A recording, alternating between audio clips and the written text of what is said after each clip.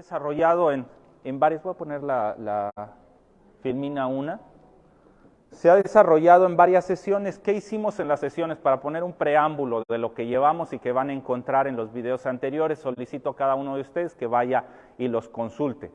En la sesión número 1 hablamos sobre los principios de la nueva escuela mexicana, cómo se estructura el programa sintético y cómo se haría el programa analítico ya aterrizado a las necesidades de los maestros. Hablamos de que el gran cambio en el modelo educativo es que ahora, en lugar de centrarse en que el sujeto de manera individual, el estudiante, se comprometa con su formación en la construcción de un sujeto de manera integral, donde lo importante es el dominio de contenidos. El cambio es que en lugar de dominar contenidos, ahora se va a resolver problemas. Entonces, aquí en esta imagen ven la diferencia de, en lugar de un sujeto que se desarrolla a través de competencias, de habilidades de manera individual y entra en un medio hostil donde es el sujeto el que tiene que transformar su mundo. En este caso, en la imagen 2, vemos colocado en el centro a la comunidad, donde todos participan de manera horizontal, de manera solidaria, en búsqueda del bienestar común. Entonces, esos son los principales cambios. Eso lo van a encontrar en la sesión número 1. También esto es importante que lo veamos. No lo vamos a ver en esta sesión en particular, pero sí en las posteriores, cómo está estructurado los libros de texto. Ya pueden empezar a checarlo en esta página electrónica. Tienen cargados los borradores de los 6 libros de texto de primer grado de primaria, los 3 libros de proyectos, uno de saberes, otro de maestros y otro de proyectos artísticos. Ya pueden tener ahí los borradores. En las siguientes sesiones trabajaremos puntualmente sobre estos materiales. Hoy seguimos todavía en el trabajo preliminar del codiseño para armar sus programas analíticos. Nos vamos a la Filmina 3. Para poder hacer un programa analítico, esto lo vimos en la sesión tanto de Durango como de Culiacán, en la sesión 1 y 2, estuvimos trabajando las etapas para hacer el programa analítico. Todavía nos estamos situando en la etapa 1, pero estas serían las 3 etapas que vamos a ir desarrollándolas poco a poco a lo largo de las 9 primeras sesiones del módulo 1. Les recuerdo que esta es la sesión 4. ¿Cuáles son esas etapas? Son 3 etapas. La primera etapa es el análisis del contexto socioeducativo de la escuela, el ejercicio de lectura de la realidad educativa, lo que mencionaba ayer. ¿Cuál es el momento histórico que estoy viviendo? ¿Cuál es mi relación que tengo con los otros? ¿Qué es lo que nos une como comunidad, lo que nos hace comunes, pero también cuáles son nuestras diferencias? Esa es la primera etapa, cuando se hace un análisis del contexto en relación del yo con el otro. Hoy lo estaremos analizando a detalle, seguiremos con ese análisis.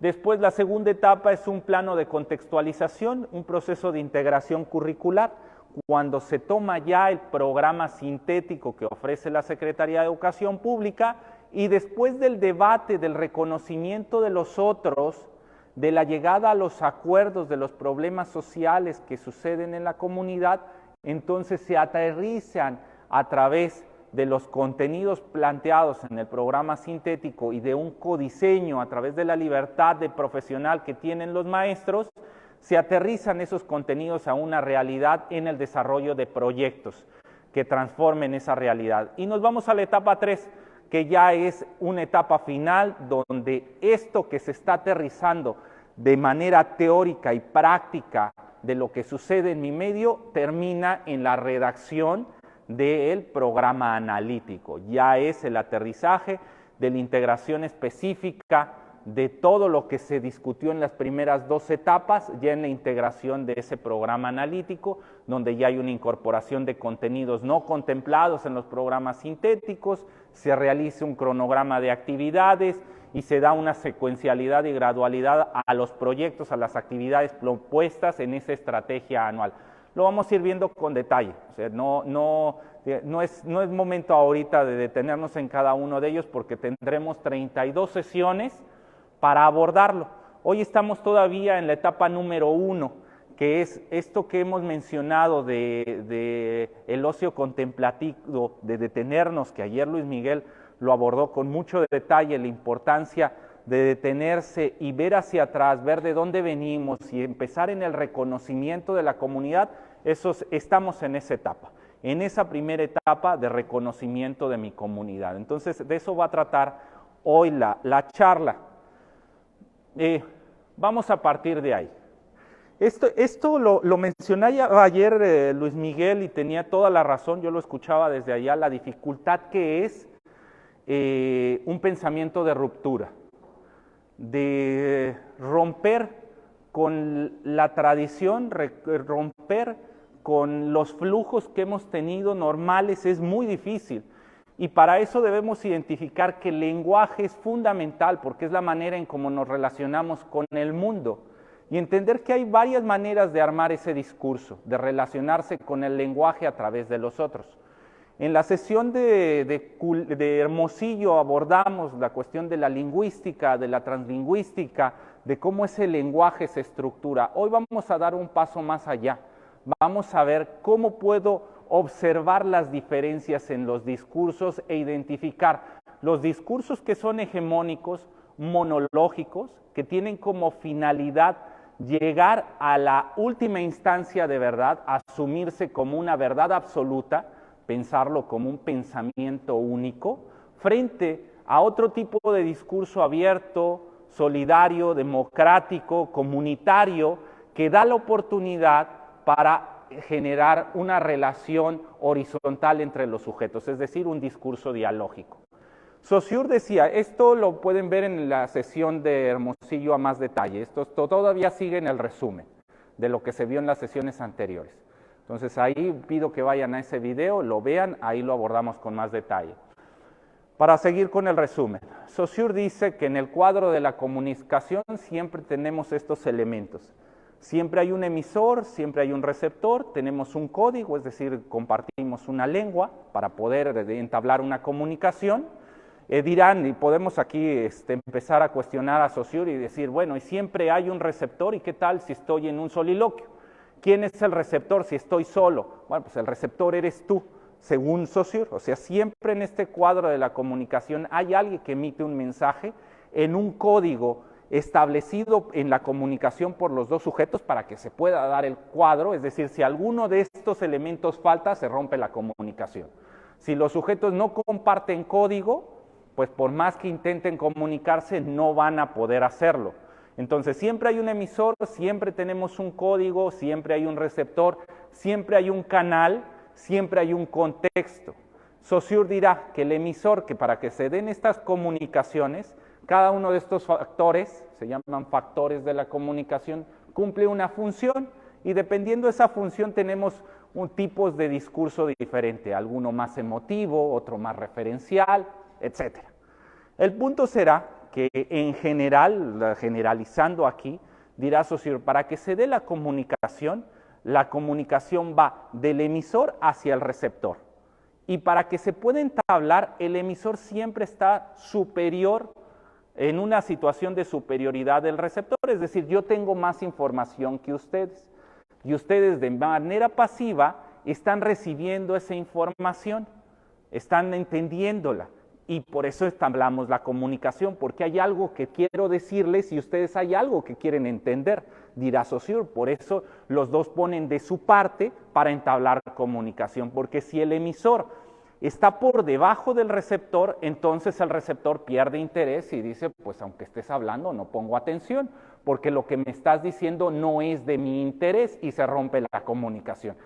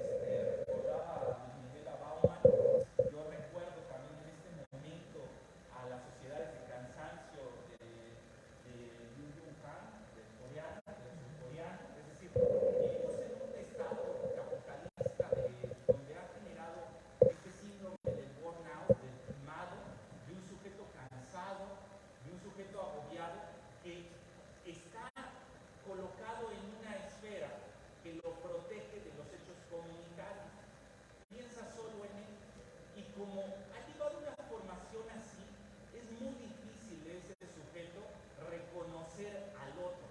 No es fácil hacerlo. De ahí que necesitamos reflexionar cuáles son los obstáculos que tiene el discurso dialógico para poder ser identificado. El primer obstáculo que tenemos que nos impide reconocer a los discursos dialógicos es lo que habíamos hablado hace unos minutos.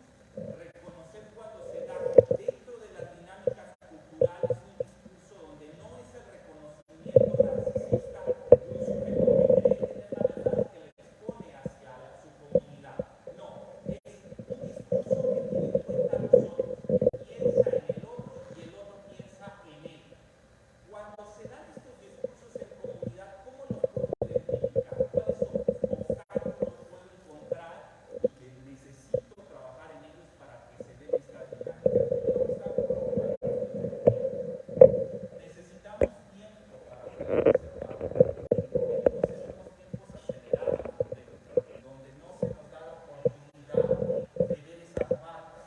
Es decir, esto que vamos a ver ahorita en este taller no es sencillo.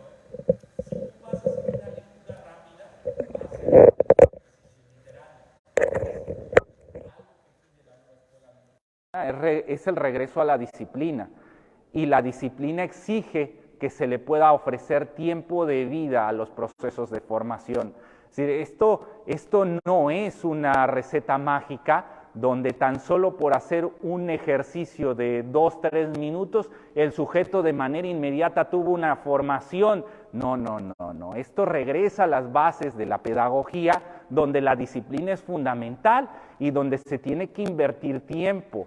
Necesito invertir tiempo en el reconocimiento de los otros para empezar a hacer comunidad. Si no estoy dispuesto a ofrecer ese tiempo, y piénsenlo en la manera más trivial, o sea, ¿cómo va a hacer usted comunidad conmigo si no quiere dedicarme media hora para entender por qué pienso como pienso, por qué soy yo, cuál es mi herencia cultural que tengo? Entonces, el primer punto es que no son relaciones que se puedan identificar en el discurso de manera inmediata, que uno dice, claro, esto es discurso dialógico. No, necesito trabajarlo con paciencia, darle el tiempo suficiente para identificar las marcas, porque las marcas no son explícitas, no son marcas evidentes que se prendan focos rojos y digan, aguas, cuidado, están frente a un discurso dialógico. No. Son marcas muy sutiles que hay que leer entre líneas a las personas para empezar a entender cómo funciona su identidad, cómo funciona ese otro. Ahora veremos. Entonces, primer obstáculo que tenemos, tiempo. Segundo, compromiso.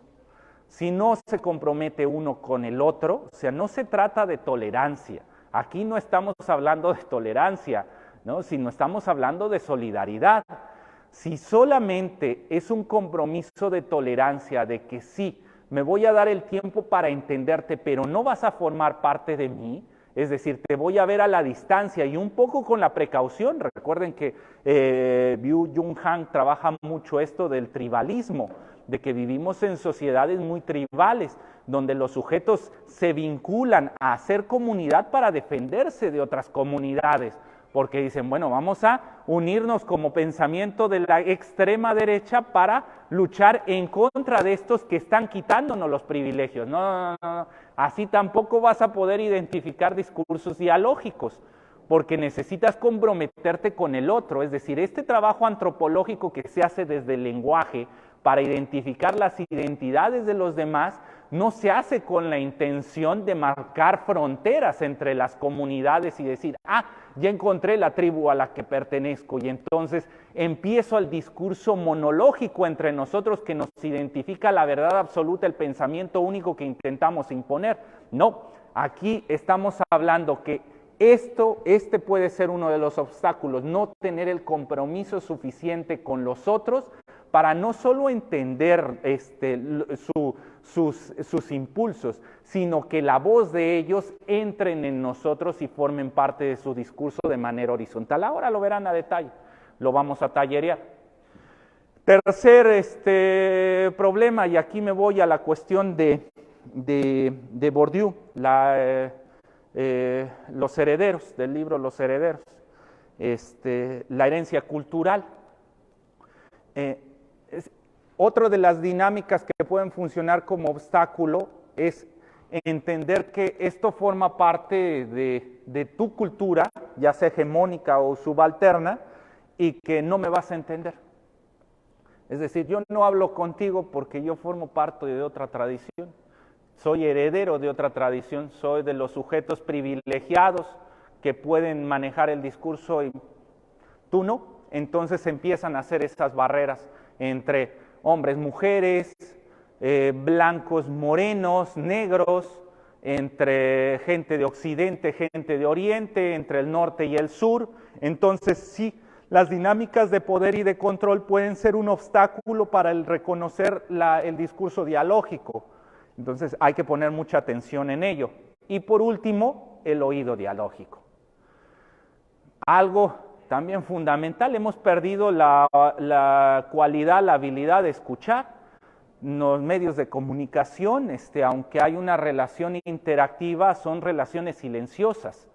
O sea, es sorprendente ir antes a las plazas públicas y encontrabas ahí a los pregoneros, a la gente que gritaba, traigo esta medicina, que va a hacer esto, había música, había teatro, había un montón de cosas que implicaba el oído, algo fundamental, porque ahí era como se daban las relaciones comunitarias, y entonces uno identificaba los tonos del norte con los del sur, y decía, usted no es de aquí, ¿verdad? Y hoy ya no, hoy ya es más difícil encontrar eso porque hemos perdido esa habilidad de oído. Ya los tonos son más neutros, se está buscando un ciudadano global que igual y va a España, está en Chile, está en Argentina, o sea, por pensar en Hispanoamérica, ¿no?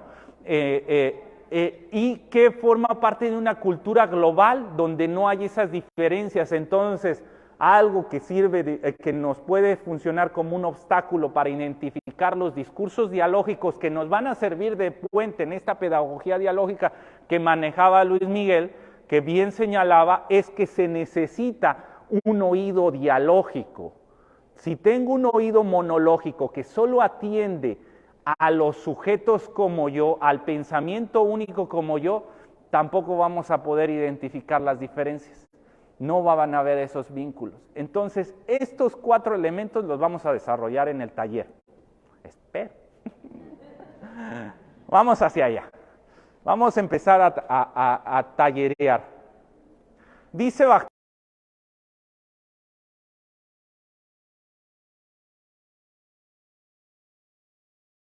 no es solo eso, están vinculados con la cultura. Y entonces empieza a evaluar las diferentes subalternidades que se dan en los sujetos. Es decir, es un antecedente, Bakhtin, al trabajo de Bourdieu en cuestión de hegemonías culturales. Muy interesante. Y gracias a estas ideas, pues lo mandaron a Siberia a dar clases de secundaria. Estuvo allá y desde allá escribió sus documentos más famosos. También fue una pena que los postestructuralistas europeos, cuando conocen a Bakhtin, pues se roban sus ideas, muchos de ellos sin darle crédito a Bakhtin. Ya va a ser hasta finales del siglo XX que empiezan a salir las traducciones a todo el mundo y nos damos cuenta que es Bakhtin el quien desarrolla el pensamiento dialógico, el discurso de la translingüística, y que no era Kristeva o que no era Barthes o que no eran los pensadores occidentales que se habían robado de Bakhtin muchos elementos. ¿Qué dice Bakhtin en este texto de la imaginación dialógica? Dice él, la palabra en el lenguaje es mitad ajena, se vuelve propia solo cuando el hablante la puebla con su propia intención, con su propio acento, cuando se apropia de la palabra, adaptándola a su propia intención semántica y expresiva. Antes de ese momento de apropiación, la palabra no existe en un lenguaje neutral o impersonal. Después de todo, un hablante no saca sus palabras de un diccionario, sino que existen en la boca de otros, en el contexto de otros. Uno toma de ahí las palabras y las hace propias. Y no todas las palabras se someten a cualquier persona con la misma facilidad a esta apropiación, a apoderarse y transformarlas en propiedad privada. Muchas palabras se resisten con obstinación, otras permanecen ajenas y suenan extrañas en boca de quien se las ha apropiado y las pronuncia. No pueden asimilarse a su contexto y caen fuera de él, así como si se pusieran a sí mismas entre comillas a pesar de la voluntad del hablante. El lenguaje no es un medio neutral. El lenguaje no es un medio neutral que pasa libre y fácilmente a la propiedad privada de las intenciones del hablante, se puebla, se sobrepuebla de las intenciones de los otros. Expropiarlo, forzarlo o someterse a las propias intenciones y acentos es un proceso difícil y complicado. Lo que les decía, esta va a ser la gran incertidumbre, la gran duda que le plantea al discurso monológico de Saussure y de Jacobson Bakhtin. Dirá, bueno, está bien, si tú dices que el emisor va en una dirección hacia el receptor con su mensaje, ¿qué pasa en un ejemplo tan crucial como cuando yo soy un ciudadano, como les decía ayer, heredero de una cultura del centro del país, texcocana, y llego a una comunidad de Ciudad Juárez y entiendo, por poner en este ejemplo que da Bakhtin, de estas palabras que no se dejan agarrar con facilidad porque traen una carga cultural. Y yo sé que si digo teipear o chirraquear, para un juarense, o una chaineada, para un juarense tiene una implicación, sí, hay que darle una chaineada a esto, ¿no? Para un juarense que ha vivido ahí y que ese lenguaje no es un lenguaje neutro, o sea, el decir chainear no es una palabra neutra, sino tiene una carga cultural. Claro, hay palabras que tienen menos cargas culturales por la globalización. Decir manzana o decir casa no tiene la misma carga cultural que una palabra como chainear. Y es más fácil para mí asumir o hacer mía la palabra casa, porque no hay un compromiso cultural al decir la casa es roja. Pero cuando yo enfrente de un juarense le digo, hay que darle una chaineada a la casa, igual lo uso mal, ¿no? Solo ahorita es lo que se me ocurre. Ahí el juarense dice, ahí hay un compromiso cultural. Entonces, ahí la comunicación no va en una vía, ahí hay un reconocimiento de mi comunidad, de la comunidad a la que quiero entrar, y cuando la digo es porque la voz de él, que lo he tomado con una importancia plena, ha entrado en mí, y es prácticamente él el que a través de mi voz habla. Pongo otro ejemplo para seguir explicando esto. ¿Cuántas veces cuando hablamos, en realidad hablo yo, y no habla mi abuelo, mi padre, mi madre, y dice uno, esta frase, o sea, si pongo atención, esta frase así la decía mi abuela. Y ella tampoco la inventó. Entonces, todas las palabras, todo el lenguaje, viene formando una gran cadena cultural donde en cada momento, en cada persona, le fue dando vitalidad. Y algunas palabras llegan con tanta vitalidad que es casi imposible, si no formas parte de esa cultura, hacerla tuya. Se resiste la palabra y dice, aguas, esto no se utiliza para cualquier cosa. Tienes que comprometerte culturalmente a ello. Eso es lo que le dice Bakhtin hacia Jacobson y hacia Saussure. Dice, ¿y cómo entiendes esto? O sea, ¿cómo en este discurso unidireccional de un emisor hacia receptor entiendes que una palabra pueda tener una vida, un diálogo tan profundo? O sea, aquí cuando dice uno, hay que darle una shineada en la casa, aquí pasan varias cosas en esa frase. Por un lado, la indicación, la verdad que se intenta transmitir es que la casa está sucia y hay que limpiarla, ¿no? Ese es, digamos, que el mensaje. Así diría Jacobson. Yo estoy dando una indicación para esto. Eso diría Jacobson, diría Saussure. Pero Bakhtin diría, no pasa solo eso. Porque también pudiste decir, hay que limpiar la casa. Y si le dijiste, hay que darle una shineada a la casa, es porque intentas que el otro se sienta contento de ti porque te estás integrando comunidad. Es decir, hay mensajes que están entre líneas donde no se están diciendo, pero se están expresando, se están planteando puentes de comunicación. Y aquí la pregunta sería, ¿qué es más importante para el que eligió, se atrevió, este sureño, este nacido en el Estado de México, que pudo decir hay que limpiar la casa y que se atrevió a decir hay que darle una shineada? ¿Qué fue lo que sucedió ahí? ¿Qué es más importante para este sujeto? ¿El que se limpie la casa o el que se reconozca como parte de la comunidad en ese discurso? Y entonces vemos que lo que decía Saussure, que es este mensaje direccional, pues resulta que eso quedó en segundo plano, porque tal vez la casa no se va a limpiar. Lo que quería en realidad es que se identificara con él el que lo está escuchando. Entonces están diciendo cosas de manera no explícita. Pero para poder identificarlo, esto una persona que está desde fuera, que no tiene tiempo, que no quiere formar esos vínculos, que no quiere comprometerse, que por su cuestión cultural hegemónica dice, no me importa lo que está pasando ahí, pues esta persona no va a pasar de largo. No se va a dar cuenta que ahí se están dando relaciones dialógicas en los sujetos, se están generando puentes para generar comunidad. Ese sujeto que va con prisa, que no quiere tener ese compromiso, que se asume desde un discurso único, hegemónico, ese sujeto va a pasar de largo y no se va a enterar de lo que está sucediendo. Entonces, vamos a practicar para poder hacerlo, para poder identificar discursos dialógicos.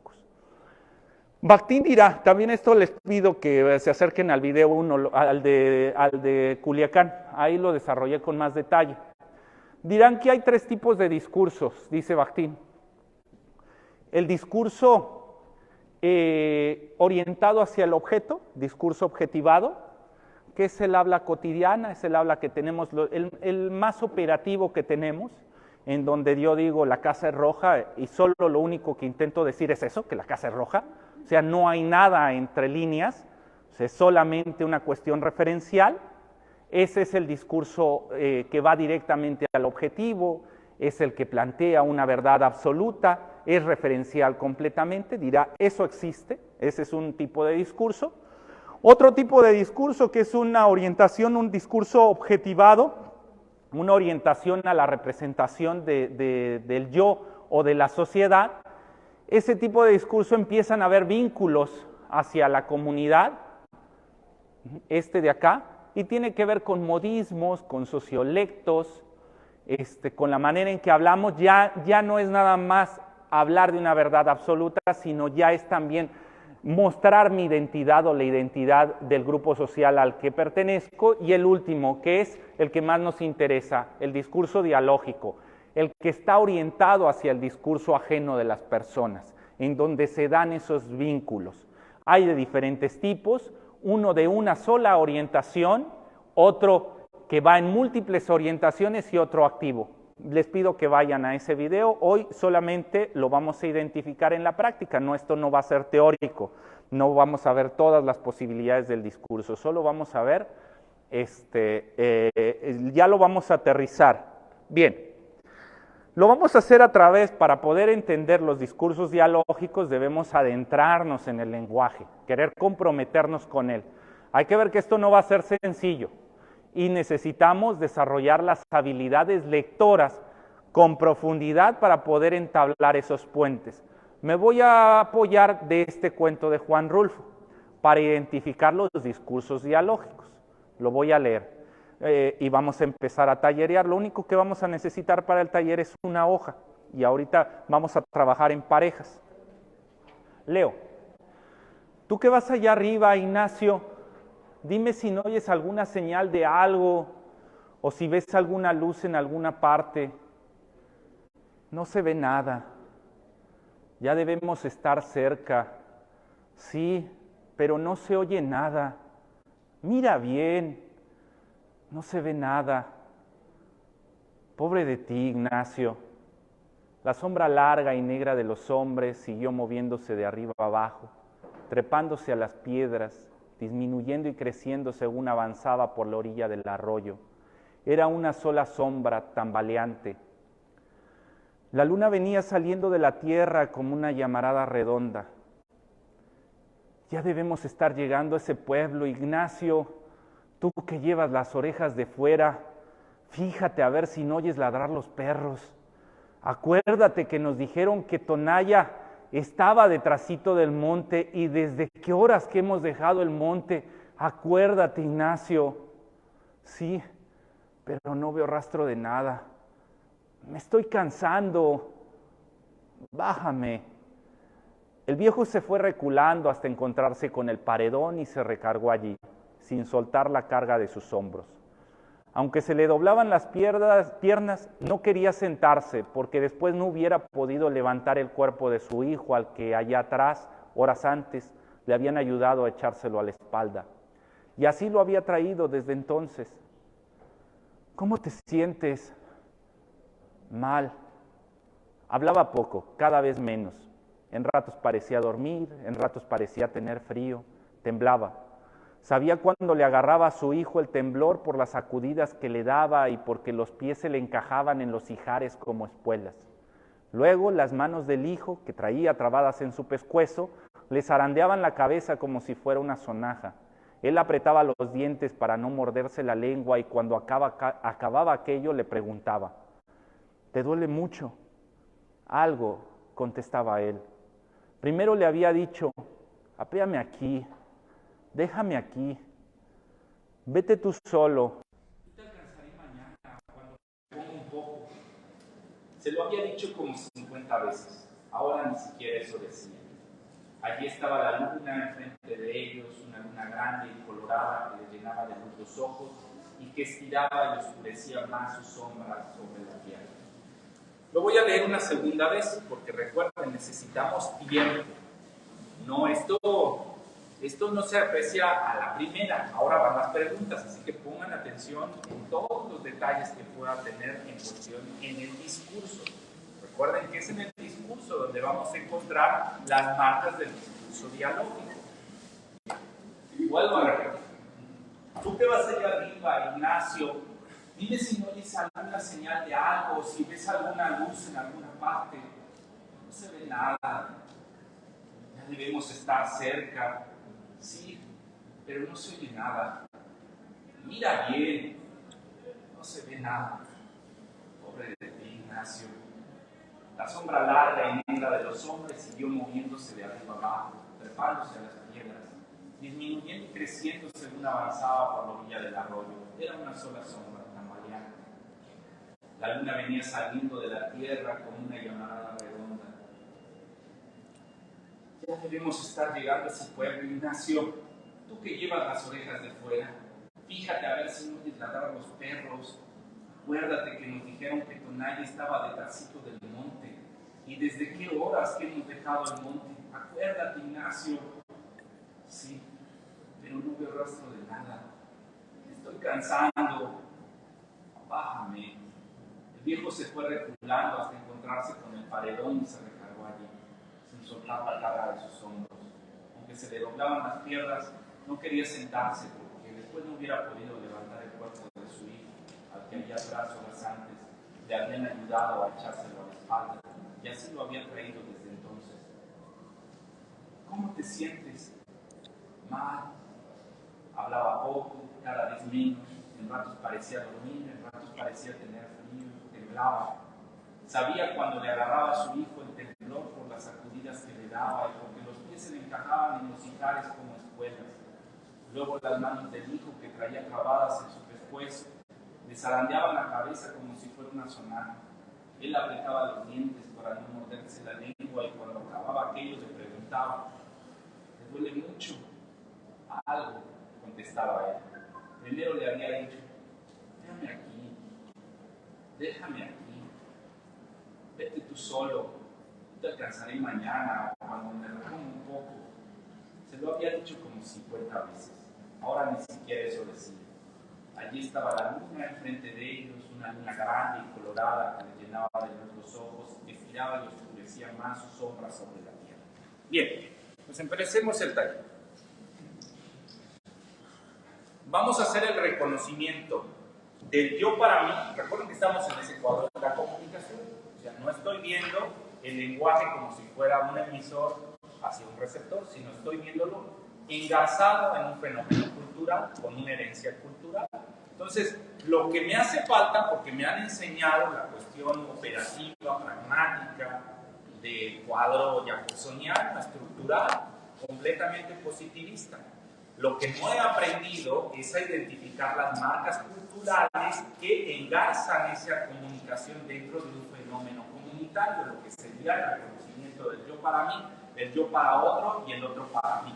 Entonces vamos a empezar a detonar aquella identificación. Necesito que en parejas platiquen, discutan 5 minutillos estas preguntas, que es, ¿cómo se llaman los personajes? ¿Cómo se identifican? ¿Qué podemos decir de su edad y del género de los personajes que acabamos de leer? ¿De dónde vienen? ¿Y qué les motiva para seguir caminando? Las respuestas que quiero que busquen entre ustedes, voy a poner, anótenlo por ahí, las preguntas en una hoja en blanco, las van a discutir en pareja. No quiero, o sea, no busco que me den exclusivamente, se pueden apoyar de ellos, pero no exclusivamente la cuestión referencial, sino quiero lo no dicho, lo que se expresa no por lo que dice el mensaje, sino por la cultura que rodea a las personas, a los sujetos. Es decir, necesito empezar a identificar cuál es la identidad de cada uno de estos personajes, cuál es el momento histórico que están viviendo, cuál es la herencia que han tenido, de dónde vienen, para poder empezar a tratarlos como sujetos plenos, no solamente como pronombres, yo, él, ustedes, nosotros, sino que cambien esos pronombres por un sujeto con identidad, pero la identidad se construye a través de una herencia cultural, entonces necesito ese reconocimiento. Entonces, esto lo digo porque las respuestas no son evidentes, no es que voy a cortar un cacho de texto y aquí está la respuesta. La respuesta está entre líneas, en la manera en cómo están actuando los personajes entre ellos. Entonces, estas son las preguntas. ¿Ya las tienen todos? ¿Sí? Entonces voy a regresar al texto por si alguien lo necesita. Yo sé, recuerden, para poder identificar discursos dialógicos necesitamos tiempo y compromiso.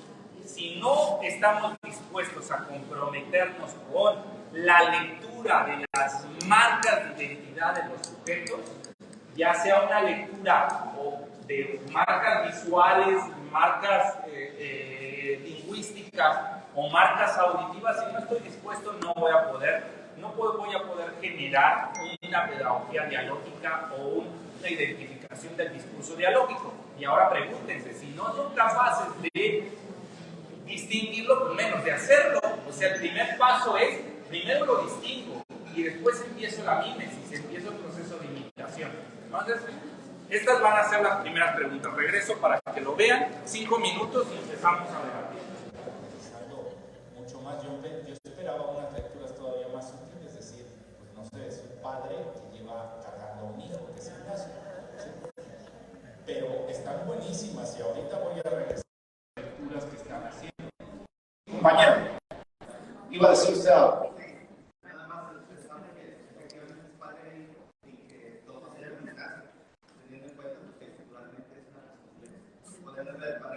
Está buenísima la respuesta, porque va a estar muy cercana a lo que vamos a ver en los siguientes textos, ¿no?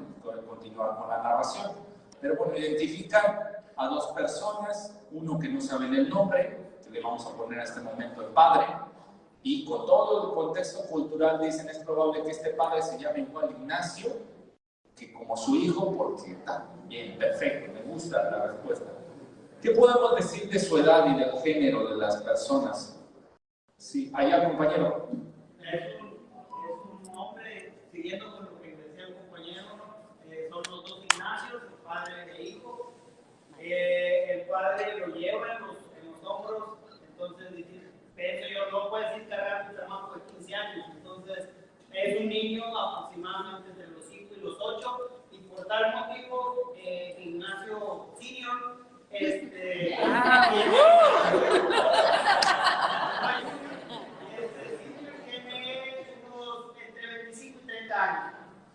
Muy bien, muy bien. Dicen que tiene 20, 25 años el papá y el niño es pequeño porque lo lleva cargando y por una cuestión de no podría llevarlo tanto tiempo. Compañero de acá, vengo a este lado. Sí, compañero.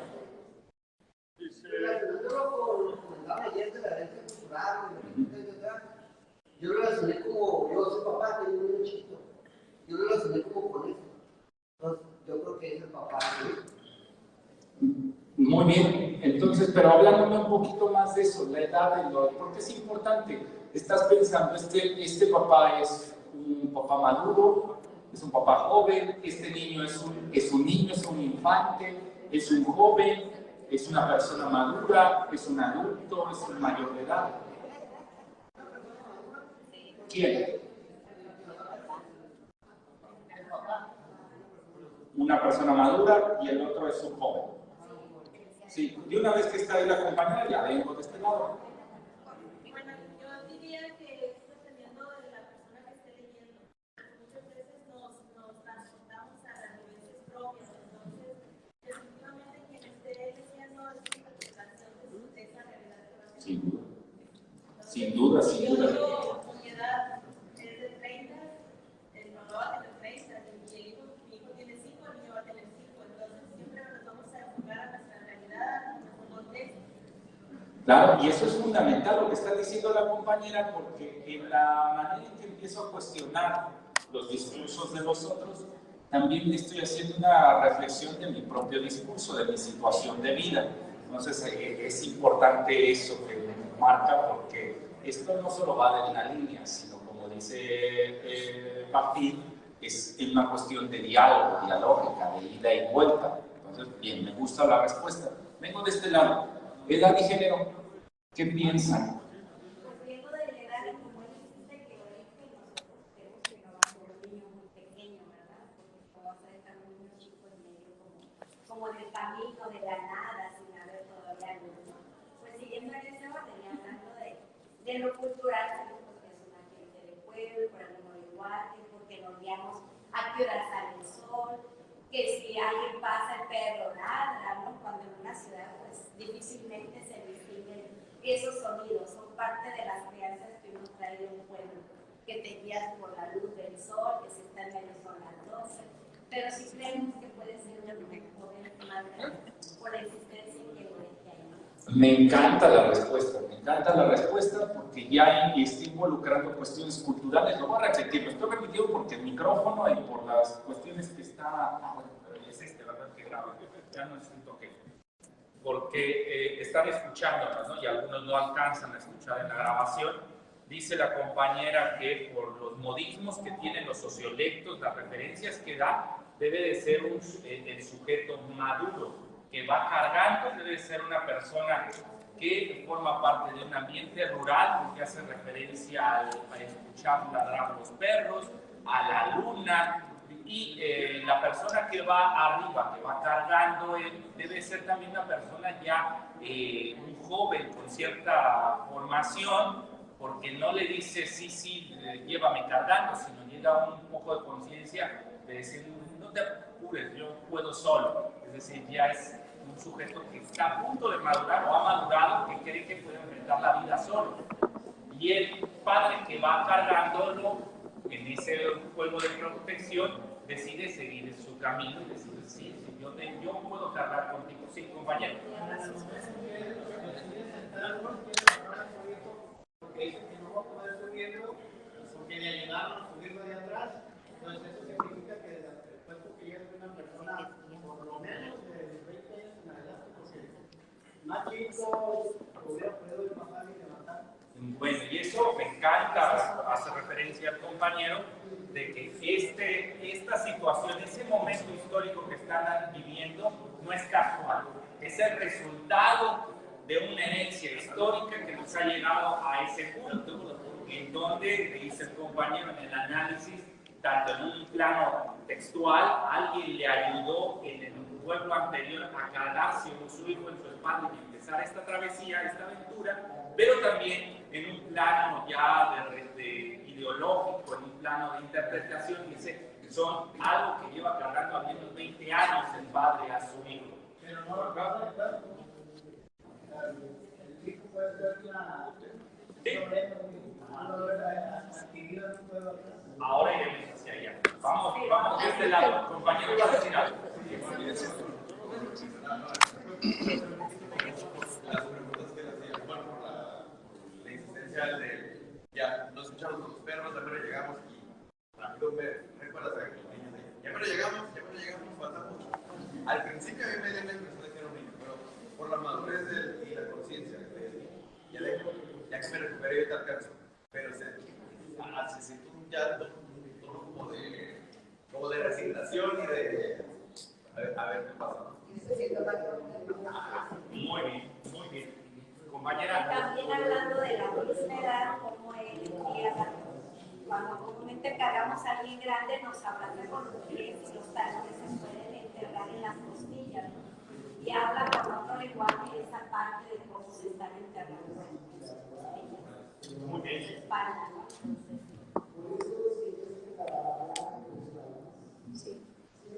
Respecto a la edad, género, hombre, y sí habla de dos generaciones, por el peso del cuerpo dice que le encaja los pies en el lugar, quizá lo lleva agarrado, y si va muy cansado, yo puedo deducir que tiene peso, entonces no es un niño pequeño, porque el hombre va muy cansado ya.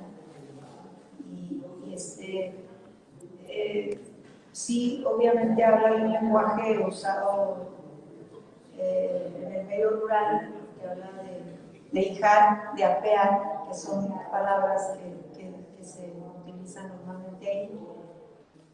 Me adelanto un poquito, creo que vienen de Tonaya o Tapalpa, porque son lugares cercanos y no hay un camino corto, sino que irían por la serranía, por un terreno abrupto, ¿no? Entonces, porque no alcanzan a oír ni a mirar luces ni nada, entonces van caminando a campo abierto, pero donde no hay camino, donde no hay civilización muy cerca. Sigo con esa provocación de la compañera, por acá, y me voy con esa pregunta: ¿de dónde vienen?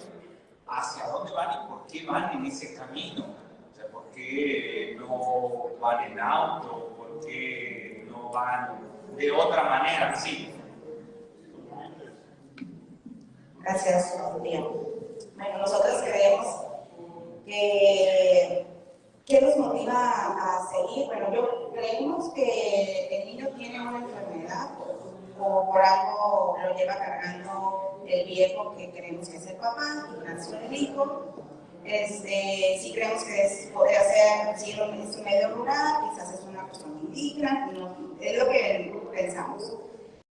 Lo motiva a seguir porque ocupan llegar porque el niño viene enfermo. Creemos también que quizás el papá o no ve o no escucha y quizás sea la falta de comunicación que los lleve a no llegar a su meta, ¿no? Al Tonaya. Eso es lo que también creemos. Cosas ahí. Viejo sí creemos que es grande de edad, el joven creemos que es un niño chico y luego sobre la falta de comunicación que hay entre ellos. Si hubiese entendido la respuesta del papá o hubiese dado más detalles al hijo, quizás hubiesen llegado más rápido. También creemos que la luna podría ser parte de un personaje dentro de la historia. Muy bien. Compañero.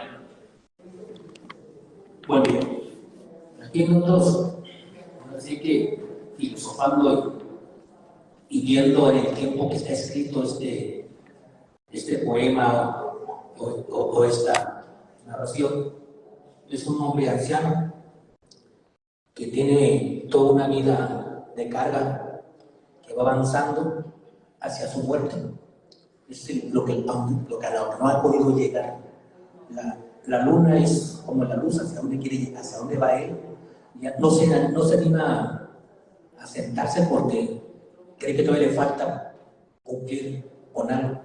El niño que dice ahí, pues, realmente es la carga de toda su vida, que le ayudaron los diferentes comunidades a cargarlo. Y él hasta ahorita no podemos hablar de un personaje joven, es una persona que hay en un pueblo de acá del norte, pero la parte allá por el desierto, de pueblo a pueblo, que va avanzando. por las palabritas es no tengo.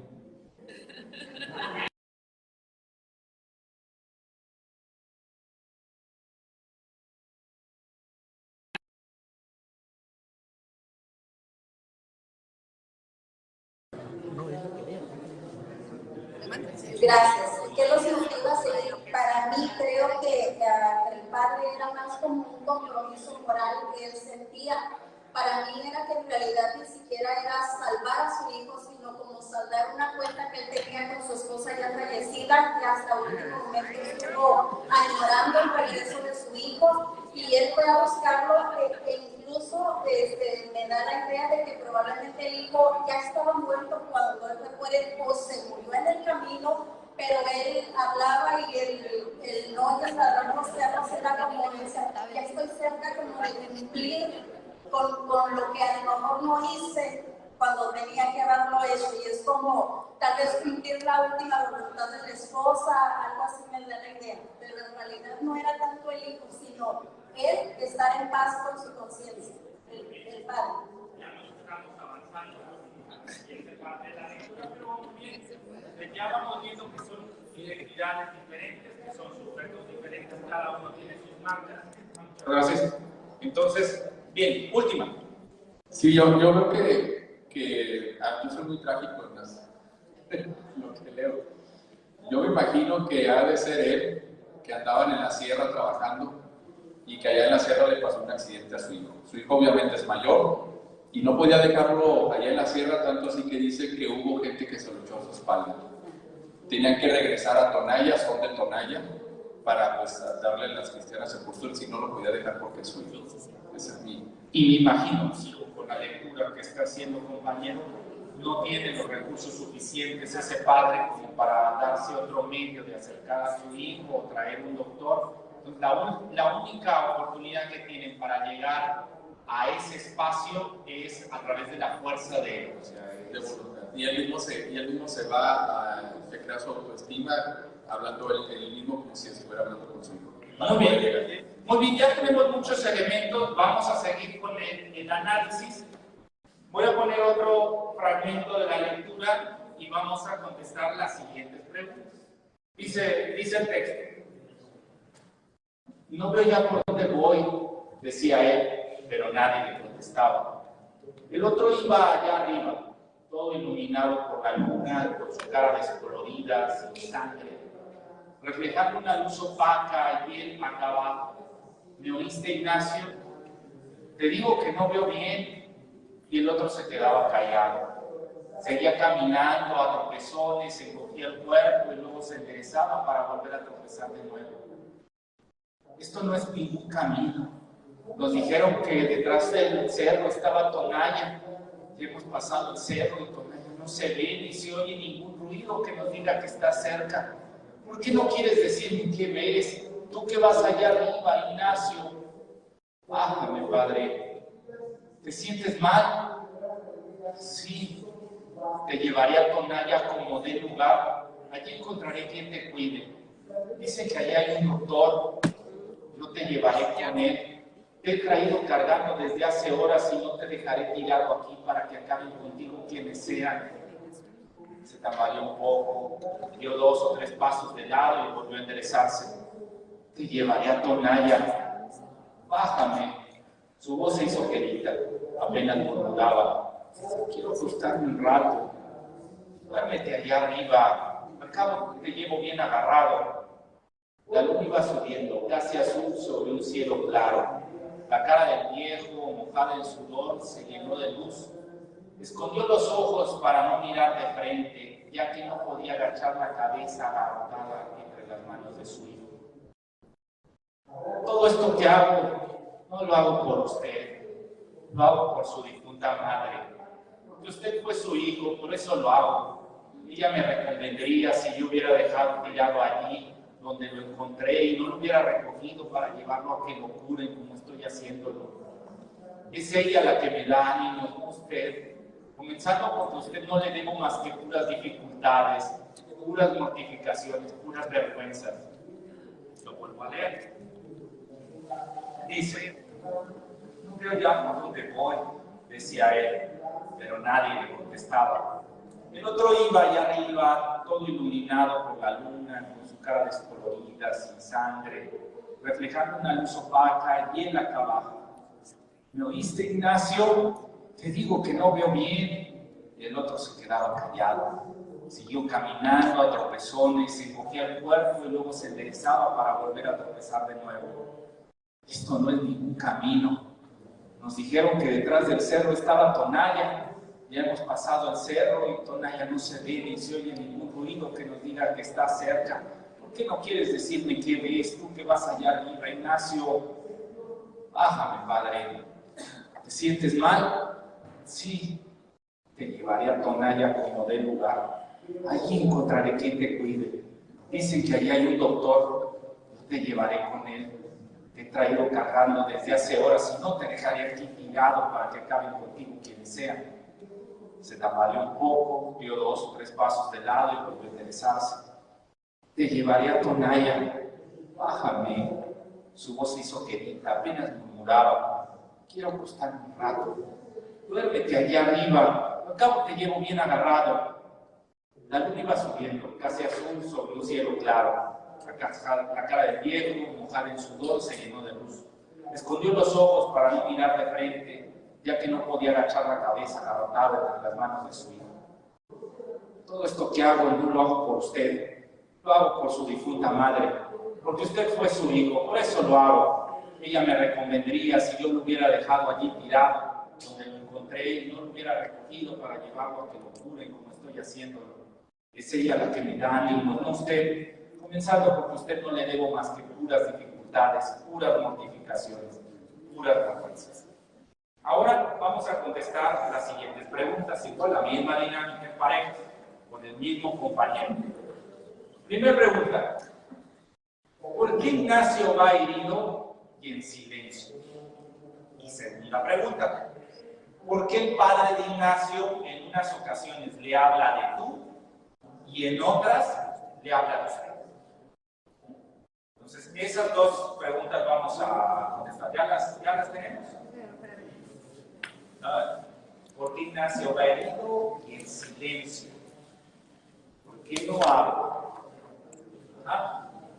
Y el segundo: ¿por qué el padre de Ignacio en unas ocasiones le habla de tú y en otras le habla de usted? ¿Qué está pasando ahí? ¿Por qué le habla de tú y por qué después le habla de usted de papá? ¿Ya? ¿Ok? ¿Todos tenemos anotado? Voy a poner el texto para que puedan... Tenemos el texto. Vamos a ver acá para que no tengan tanto ruido.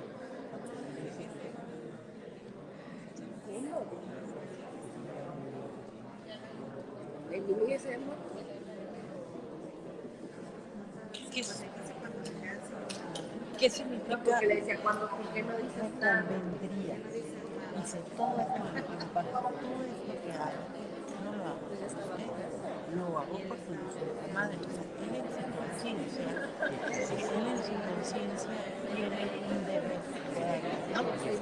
Porque usted, por su hijo, por eso lo hago. Ella me reconvendría. ¿Qué significa?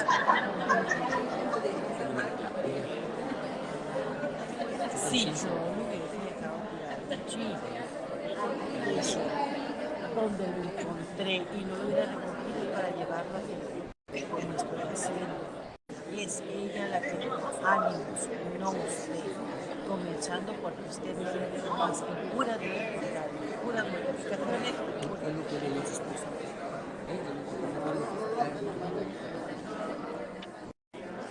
¿Por qué va a ir?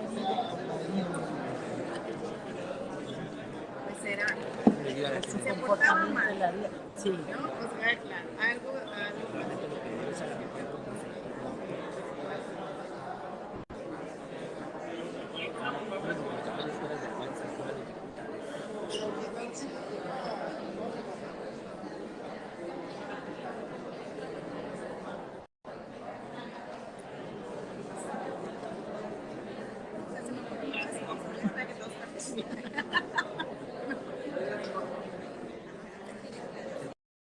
no expresado, esa es digamos que parte de la reflexión a la que vamos a llegar, de que lo no dicho es tan importante o más de lo que se dice, y que las palabras no llegan neutras, sino llegan cargadas de cultura, llegan cargadas de la herencia cultural y de la identidad de los sujetos, y que si no genero ese oído dialógico, si voy rápido en la vida, si solo oyendo, sin tomarme el tiempo de escuchar con atención los matices, los tonos, yo lo hago mal, no soy del contexto cultural de Rulfo, pero ustedes alcanzan a ver hasta en las marcas que lo intento, marcar los tonos que el padre, que Rulfo intentó colocar en las palabras del padre, en los tonos de la palabra del hijo y los tonos del narrador. O sea, tenemos voces diferentes con los matices tonales diferentes,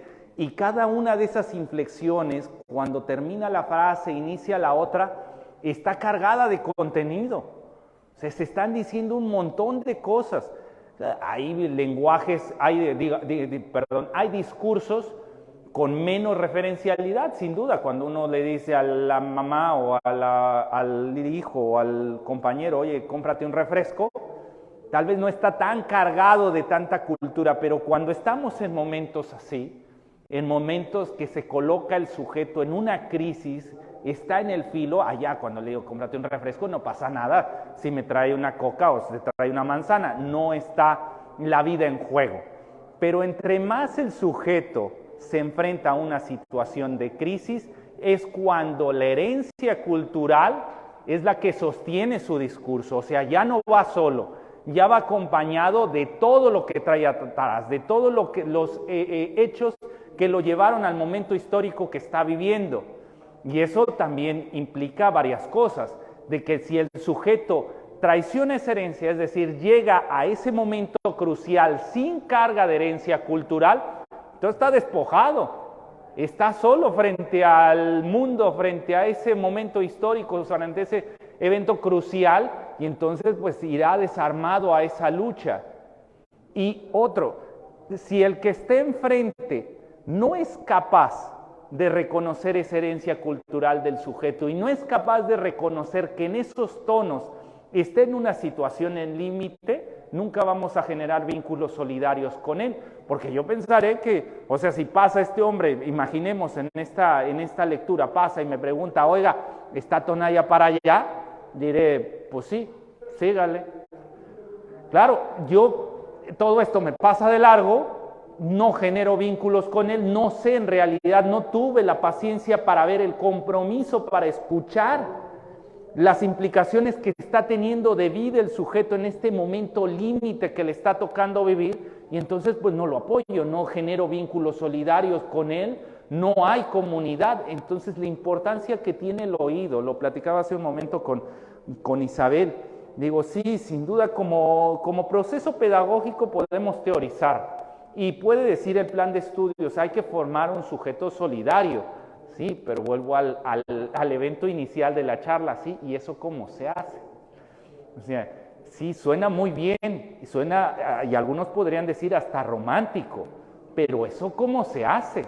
¿Cómo logro generar la conciencia crítica? ¿Cómo puedo generar desde el amor, desde una pedagogía centrada en el amor, en la calidez, en la fraternidad, los vínculos?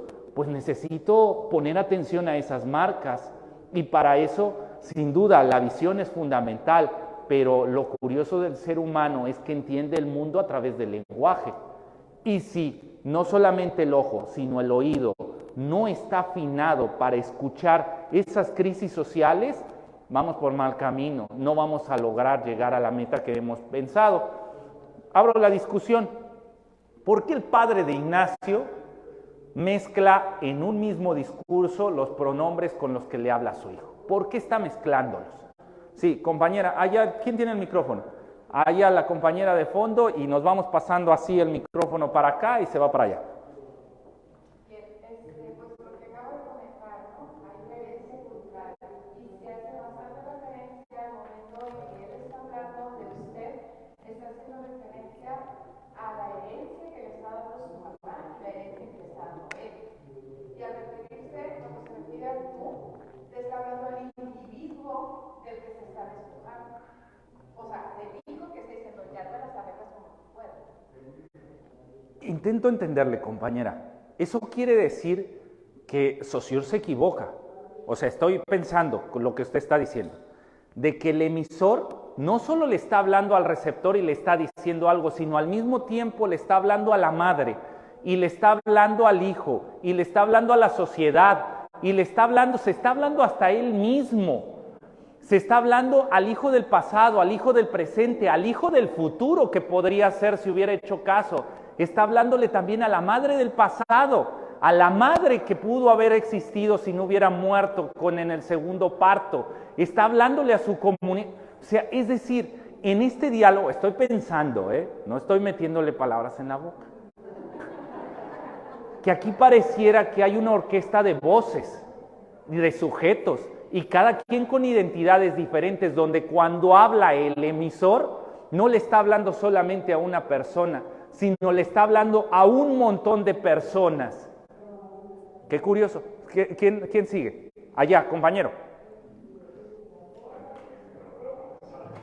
Ok, la compañera y yo lo tomamos en un sentido un poco más literal. Comentábamos acerca de el enfoque cultural que tiene el lenguaje en la cotidianidad de nuestras vidas. Regularmente, cuando existe confianza y existe una relación estrecha con un individuo, utilizamos el tú para referirnos a él o para comunicarnos con él. Y cuando no existe esa confianza, pues el lazo estrecho, utilizamos el usted. Es decir, no existe esa confianza para hablarnos o para tener ese puente de comunicación. En el texto marca dos enfoques. En uno, le hace preguntas directas acerca de si está mirando el pueblo, de si escucha ladrar los perros, si ve las luces, y en otra parte lo recrimina por los actos que ha estado realizando durante su vida. En la parte donde le habla de tú, es para hacerle preguntas directas acerca de si mira o si sabe, si percibe algo del pueblo. Y en la parte que le habla de usted es precisamente porque lo está recriminando. Nosotros usualmente, y quiero pensar que la mayoría de los que trabajamos frente a grupo, voy a utilizar un ejemplo de nuestra vida cotidiana. Cuando recriminamos a alguien o cuando le llamamos la atención a alguno de nuestros alumnos, cambiamos la modalidad, o por lo menos en mi caso, de hablarle de tú al alumno, de referirme tu niño o tu alumno, muy bien hecho, y cambiamos a usted para decirle, oiga joven, oiga señorita, usted está actuando mal, está haciendo un mal proceder. Entonces siento que tiene más que ver en ese sentido el por qué utiliza el tú y el usted, en un sentido un poco más literal al cómo utilizamos culturalmente nuestro lenguaje. Siento que va un poquito más enfocado en ese punto. Excelente reflexión. Compañera. Para completarlo el compañero, también pues en ese usar el tú y el usted es producto de una institución social, en este caso la familia. Hay un yo, un tú y un nosotros que es la familia. La institución social es posterior al individualismo, que sería probablemente el discurso de Saussure. En ese emisor y receptor nomás está hablando de una comunicación entre dos, entre un yo y un tú. Pero ya el usted implica un tenor social, donde ya se formaba la institución, inicialmente la familia, como institución social, y eso ya lleva a establecimiento de relaciones sociales, de yo con los otros, y tal es institución social la familia que hasta está regida dentro de un código civil para revisar cómo se relaciona esa institución con las demás instituciones sociales. Entonces ahí y también recuerdo complementando que el maestro Esteban Osuna, un excelente maestro español en la normal, en una ocasión preguntó por qué se usa el pronombre usted, y el grupo dijo no, que por el respeto, porque es una, y el maestro dijo no, es así, el usted, a ustedes ¿a quiénes le hablan de tú? A su familia, ¿no? A las gentes cercanas, a los que les tienen confianza. ¿A quiénes les hablan de usted? A los que no conocen, a los que les tienen desconfianza. Entonces, tú se usa para hablar verdad de aquel en que confiamos, y en usted para las personas en las que no confiamos. Sí, damos ahí, sin duda. Ahora seguimos en la plática, sin duda coincido y qué buena reflexión. Tal vez tan solo y no con el afán de generalizar, pero la importancia del reconocimiento del lenguaje, ¿no? O sea, sin duda en estos sociolectos ahí está la clave, ¿no? Y hay que poner mucha atención, sí. Sentimos que está haciendo una introspección, él está reconociendo que se está reconociendo que las heridas no pueden ser físicas, tienen que ser morales, y que él mismo se está autorregañando. Cuando habla de tú, es cuando hace un reclamo fuerte. Cuando habla de usted es un reclamo más sutil, ¿sí? Y es por eso que utiliza el usted y el yo, el tú. ¿Sí? El tú es para reclamarlo fuertemente y el usted es cuando se hace el reclamo sutilmente, ¿no? Pero yo creo que es algo que él está viendo hacia adentro de él, que no hay otro personaje, que es un monólogo. Muy bien, digamos que para seguir con la discusión, en esta cuestión de los discursos dialógicos, a diferencia del monológico, en el discurso dialógico las palabras tienen tanta carga cultural que las palabras se refieren a sí mismo, del sujeto en una autorreflexión, pero al mismo tiempo se refieren a la identidad de los otros o la cultura, la herencia cultural que tiene mi receptor, y al mismo tiempo la herencia de ese receptor o de esa cultura en la que impacta en el yo. Entonces, en el caso del discurso dialógico, no es una sola dirección, sino va en múltiples direcciones y está mediada por el contexto cultural. Entonces, en esta reflexión que hacemos de cómo identificar los discursos dialógicos, cómo identificarlos con una carga cultural fuertísima. O sea, sin duda todos los discursos tienen una carga cultural, no hay ninguno que es neutro. Pero en el caso del discurso dialógico, a diferencia del monológico, el discurso dialógico va de ida y vuelta, y no solamente con el interlocutor inmediato, presencial, físico, sino que se entabla diálogo con los diferentes momentos del desarrollo histórico del mismo emisor, pero también de la misma identidad del receptor y la misma cultura que es reflejo de ambos en este reconocimiento de sujetos plenos, no de sujetos que se impone mi voz sobre la tuya, sino como ven aquí, el mismo Ignacio Padre cambia su discurso por las implicaciones del otro, porque lo más fácil sería decirle como una cuestión de imposición, de imperativo, haga esto. Pero aquí sabe que ese haga esto ya no es el momento. Ya pasó el momento de la imposición monológica, del discurso monológico. En este contemplarse en la orilla, en el límite, él sabe que ya hubieras hecho tal cosa, o haz esto, o haz aquello, ya sabe muy bien que su hijo, o sea, ve que no hay casas al frente, su hijo está a punto de morir, ya lo que le diga de tienes que hacer tal cosa, no lo va a hacer. Entonces, en esa situación al límite, abriéndose, intentando hacer comunidad con el hijo que agoniza, es cuando ya el discurso se abre y entonces ya no hay una imposición del yo frente al tú, sino ya hay una comunidad. Están generándose esos vínculos. Ahorita veremos, son vínculos trágicos en este caso, por la situación límite que se está jugando. Entonces, esto es un poco literario, ficcional, pero ahora habría que llevárnoslo poco a poco, hacia allá va el ejercicio.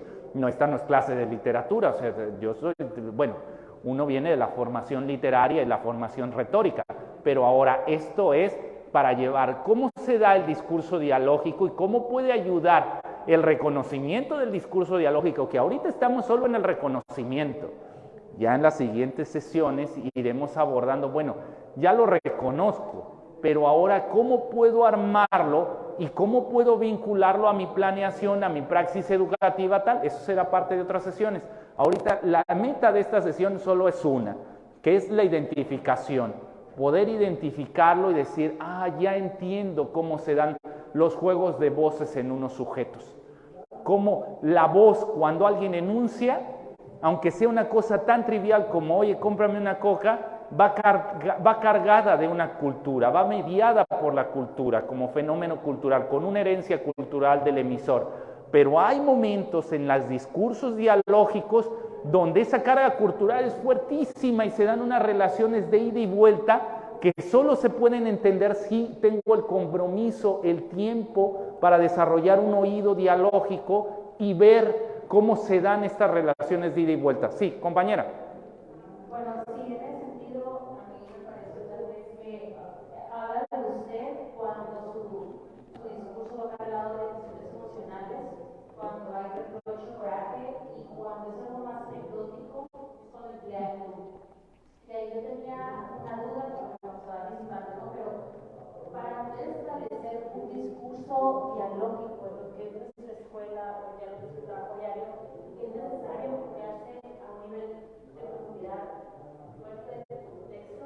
Porque, por ejemplo, ahorita hablaba de la importancia de conocer las motivaciones, ¿no? Entonces yo planteaba la motivaciones van los alumnos de la escuela que se mueven para ir a la escuela, que son expectativas de los papás, de llevar a los alumnos, etcétera, ¿no? Entonces, bueno, ya está disipando, pero sí mi duda era lo que es necesario para establecer un discurso dialógico en la escuela, ¿no? La importancia del contexto. Híjole, qué buena pregunta, ¿no? Y qué buena respuesta se está dando usted, porque al final la estamos construyendo entre todos, estamos identificando, algunos ya lo sabían, otros es una sorpresa, otros ya solo confirman algo que ya se imaginaban, que sí, el sujeto ya lo habían leído, cuando llegan a un salón, llegamos aquí, cada uno es un individuo que va cargando una herencia cultural diferente.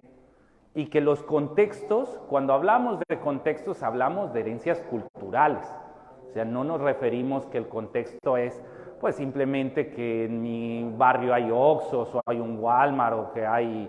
no me estoy refiriendo a eso, sino que la misma compañera podemos vivir en el mismo barrio, en el mismo territorio, en la misma casa, pero traemos una herencia cultural diferente, porque fuimos formados, ponemos un ejemplo, por la misma familia, pero mientras que yo cargo unos beneficios de una herencia machista, ella carga unos obstáculos de una herencia machista, formadas en la misma casa, con los mismos familiares, es decir, cada sujeto viene con una herencia cultural diferente por su historia de vida.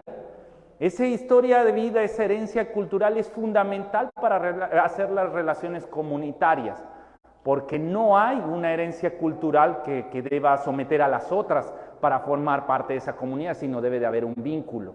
Entonces sí, coincido con la compañera de que en este contexto que estamos hablando, porque utilizamos mucho esta palabra, ¿no? Hay que contextualizar los contenidos del programa sintético en programas analíticos. Ahí lo que está en juego es el reconocimiento de las herencias culturales de los sujetos. Si no se da ese reconocimiento de esas herencias, pues no vamos a poder contextualizar gran cosa. Ahora, ¿cómo hago ese reconocimiento de la herencia cultural? Ahorita vamos a decir más cosas, ¿no? Vamos para allá, pero ya vimos que el tiempo y el compromiso con las personas es fundamental. Si no se da esos elementos, si no atiendo a ello, me voy a pasar de largo, no voy a poder concretarlo. Sí, compañero. Sí, se escucha. Ah, lo apagó. Ah. A ver, compañero. No. Ahorita lo prende él.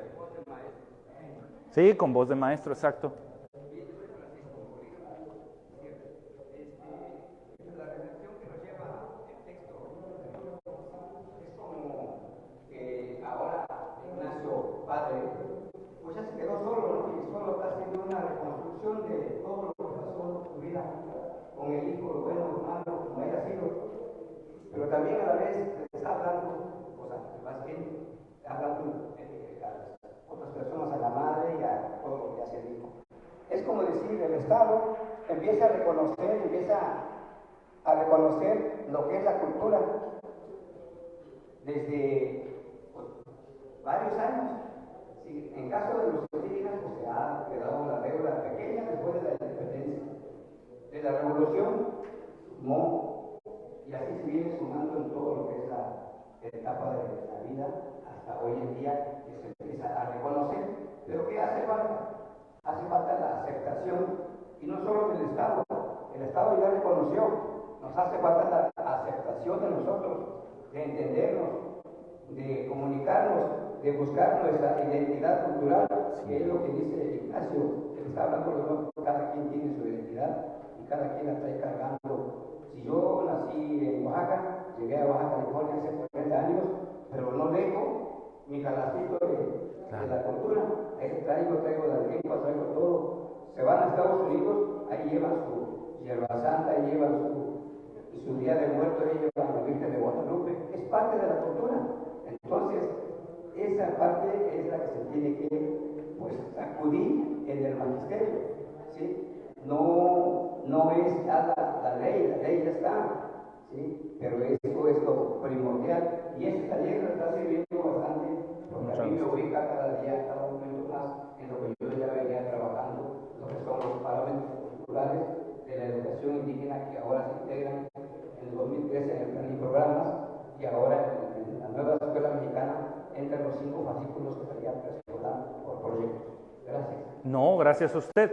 Y siguiendo con la lectura que hace el compañero, eso nos quiere decir que a veces las dinámicas de escolares tradicionales que traemos, hay cosas importantes y de segundo orden, y que como pues, las herencias culturales, pues bueno, son muy tuyas, pero aquí lo importante es las matemáticas, aquí lo importante son las ciencias, no tu herencia cultural. Ese tipo lo llama Boaventura de epistemicidios, donde es la imposición de una voz hegemónica frente a los otros, lo que genera son distancias sociales, genera un deterioro del entramado social. Entonces, ¿qué es lo que pide Boaventura para cuando habla de demodiversidad? Dice, lleguemos a acuerdos. O sea, en la medida en que logramos generar un diálogo, no desde una imposición, un diálogo monológico, donde yo te impongo mi verdad absoluta, sin tomar en cuenta tu herencia cultural, sin nada, ahí vemos un epistemicidio. Pero si logramos marcar unos diálogos dialógicos donde tu historia de vida, tu herencia cultural y mi herencia cultural se vinculan para trabajar en común, en solidaridad, en búsqueda del bien común, entonces ahí vamos a generar una demodiversidad que ayude a que todos salgamos adelante. Esa es la búsqueda que se está planteando en la nueva escuela mexicana. Entonces sí, coincido con el compañero. Entonces lo que hace aquí es ponernos en una reflexión, sensibilizarnos del oído, de la vista, para contemplar los elementos que también son fundamentales. No, esto no quiere decir, lo dice varias veces el plan de estudios, que las ciencias, las matemáticas no sean importantes. O sea, no es un ir en contra del discurso científico, sino hacer una reflexión crítica que no solo debe ser el discurso científico, que el discurso científico, al igual que el lenguaje, está mediado por una cultura y que no podemos abstraerlo, sacarlo simplemente porque se genera un hecho de distancia, un hecho de abstracción que no ayuda en su desarrollo. Si lo mantenemos dentro de la cultura, esto se va haciendo con dinámicas más naturales de los sujetos y no se pone como imposición. Entonces es ahí, pero para llegar a ese punto, que ya lo haremos en las siguientes sesiones, así con ejercicios relativamente prácticos, primer punto, necesito, como dice el compañero, hacer una reflexión de quién soy yo, cuál es mi morralito que traigo. No puedo empezar a evaluar los morralitos de los demás si yo no he llegado a un hecho de autorreflexión de la herencia cultural que tengo. Y si vivo, Juárez es un lugar perfecto, no sé aquí Ensenada, pero si vivimos en una sociedad que constantemente nos está pidiendo, olvida tu herencia cultural, o sea, mira hacia el norte, o sea, ve si aquí hay una televisión sota, si aquí hay un coche, si aquí hay dinero, si aquí hay esto, o sea, olvida tu cultura, lo importante es el progreso y el progreso se mide con estas cosas. Entonces estamos acosados constantemente a que el morralito que traemos, el morralito no es importante, pero despojarse de esa tradición cultural, de esa herencia cultural, es enfrentarse a este mundo de mercado sin armas. Estás indefenso porque no tienes algo no tienes a un Ignacio padre que esté cargando sobre ti, y ahí estás a expensas de toda la violencia de este mercado. Puede ser que te vaya bien en la vida y que seas exitoso y tengas una empresa y tengas un coche y tengas esto y tengas aquello, pero también puede ser que a pesar de que tengas eso, te encuentres solo porque has dejado atrás toda tu herencia y entonces no encuentres una salida. De ahí la importancia de este tipo de reflexiones. ¿Quién seguía? Sí, compañero, ¿va a decir algo más? Sí, venga. Sobre identidades. La entidad nacional se ha trabajado mucho, por muchos años, gracias a la redundancia, y eso no nos ha permitido hacer pues personas, ni también educar pues a niños que pues, reflexionen, sean críticos, así como también recibimos en mi caso yo recibí pues, el programa con la Comunidad Económica Europea en aquel entonces, ¿sí? Pues ya pues, totalmente ya pasó, ¿no? Pero entonces, ¿qué pasó con las entidades? Solamente se nos dijo la entidad nacional, la bandera, el himno, la Constitución. Y sí, cada quien tiene su entidad nacional, pero una entidad cultural no cambia, la entidad nacional sí cambia, de la noche a la mañana. Claro, claro. Un ejemplo, Chiapas y Guatemala tienen una identidad nacional diferente, bandera, Constitución, sí, pero esa es una identidad nacional, pero tienen una identidad cultural que jamás ha cambiado por miles de años, desde que está la era, ¿sí? Porque tienen el mismo aire, los mismos alimentos, el mismo idioma. Pero un ejemplo de identidad nacional, cuando es falsa, la Ciudad de México hoy. Ayer alguien decía, yo nací en el Distrito Federal, hoy diría, ya no es el Distrito Federal. Sí, Ciudad de México. Sí, pero sí se quedó con la parte cultural, sí hijo, sí todo lo que es la tradición, los alimentos, la tortita, lo que sea, y además es poblada por migrantes. Entonces hay que saber la identidad cultural de ellos, de dónde proviene, la reflexión que se hace. Sin duda, Gracias. sin duda, no de qué. Voy a avanzar porque sí quiero terminar el taller, es decir, ya solo es el último fragmento, pero quiero llegar a las conclusiones y después tener una retroalimentación. Claro, esta última y nos vamos a la última etapa. En el caso del discurso dialógico estaríamos hablando, en el caso del... bueno, Yo. Sí. Yo. Ahí está. Sí, gracias.